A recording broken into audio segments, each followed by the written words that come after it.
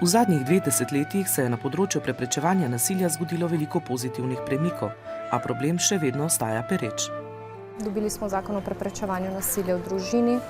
Nasilje je postalo nekaj, o čemer se zavedamo, da je družbeni problem, da torej ni problem vsake posamezne ženske ali pa posameznega otroka, ki doživlja nasilje, da je problem človekovih pravic in da je konec koncev problem enakosti med spoloma. Nasilje nad ženskami slabša položaj žensk tako v družbi in hkrati preprečuje, da bi ga ženske izboljšale.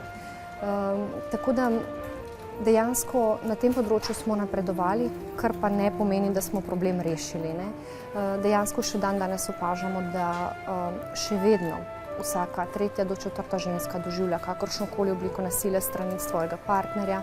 Še vedno opažamo, da v razvitih industrializiranih državah približno 3500 otrok na leto umre zaradi zanemarjanja ali pa zaradi telesnega nasilja. V društvu SOS imajo poleg telefonskega svetovanja tudi 2 varni hiši ter številne žalostne zgodbe žensk in otrok. V varno hišo sem prišla zato, ker nas je doma oče pretepal.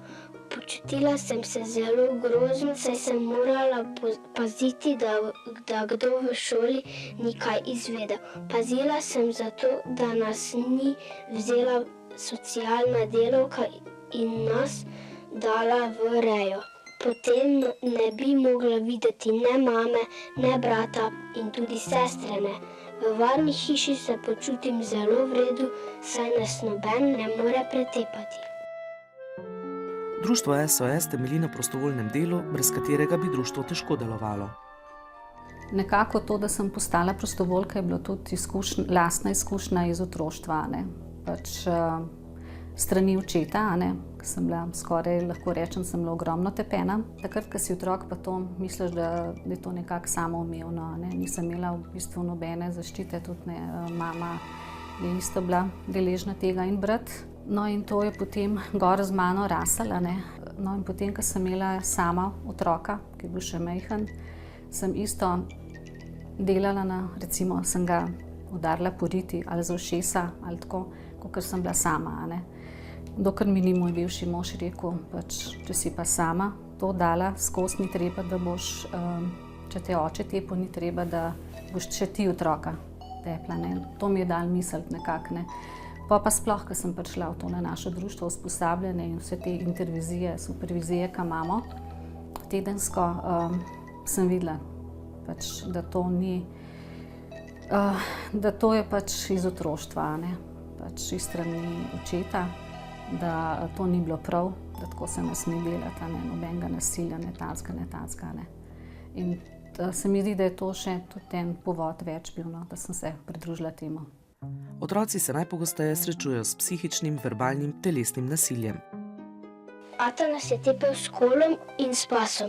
Spodnji sosedje so slišali naše kričanje, pa niso nič naredili. Z mamo in sestrama smo zbežali od doma. Prvi dan smo prespali pri maminem prijatelju, potem pa nas je vrgel na cesto, ker se je bal našega očeta. Šli smo na policijo in potem v varno hišo. Tu se počutim varno, ker ata ne more priti notri. Največkrat pokličejo sorodniki, starši ali otroci sami. Dunja Soklič že več kot 10 let dela kot prostovoljka pri telefonu društva SOS, zadnji 2 leti pa pomaga tudi v varni hiši.